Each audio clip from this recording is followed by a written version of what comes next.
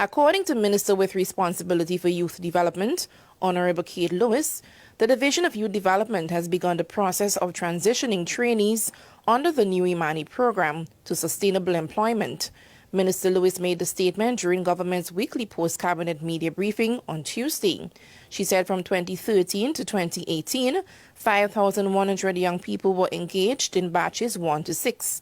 As of June 30th, 1,811 trainees of the 5,100 transitioned, a representation of 36% of the total number. The aim, the minister said, is to change the young people's statuses from trainees to employees. However, this will be done through a phased approach. Given the large number of trainees to be transitioned and the multiple sectors where our trainees are dispersed, we have decided to use a phased approach to this transition process. The implementation of the transition strategy includes the ongoing process of hiring by private sector businesses, public sector and NGOs, procurement of services in areas of the public sector, and this will be done through individual service contracts where possible or through service providers. The operationalization of the garment production cooperative and the entrepreneurship through youth biz, giving the trainees the opportunity to set up their own businesses. On July 1st, 287 trainees were transitioned, including 138 who were assigned to the Ministry of Health as maids, dietary aides, and clerks, and another 149 assigned to the Ministry of Social Development as geriatric and roving caregivers.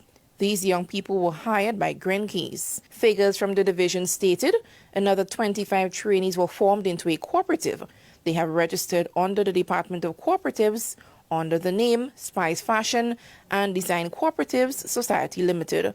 This group of young people will operate a garment production factory with the aim of producing school uniforms for persons who benefit under the Ministry of Social Development's SEED program. The cooperative will be located at the Pearls Community Center, and this center was recently refurbished. Trainees were relocated to the factory from July 1st, 2021, and currently machines are being assembled. Minor finishings are done to the building in preparation for the launch scheduled for this month. Permanent Secretary within the division, Kim Frederick, said the transitioning of trainees forms part of the priority agenda for the division.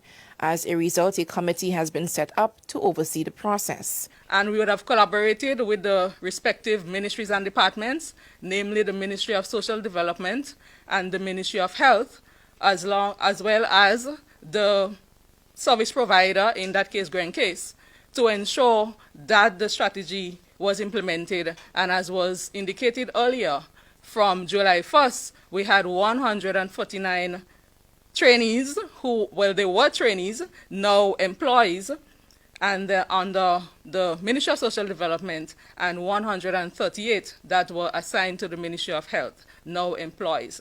So that, we must say, in part would have been achieved. As was pointed out earlier, we still have some more trainees, and she would have mentioned those under the Ministry of Education that would be transitioned by the end of August. Hopefully, we would move forward with the others from the public sector.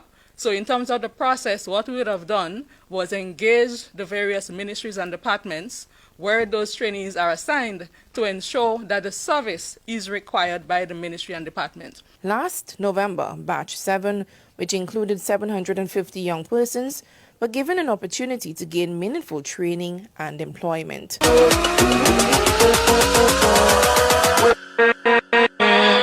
With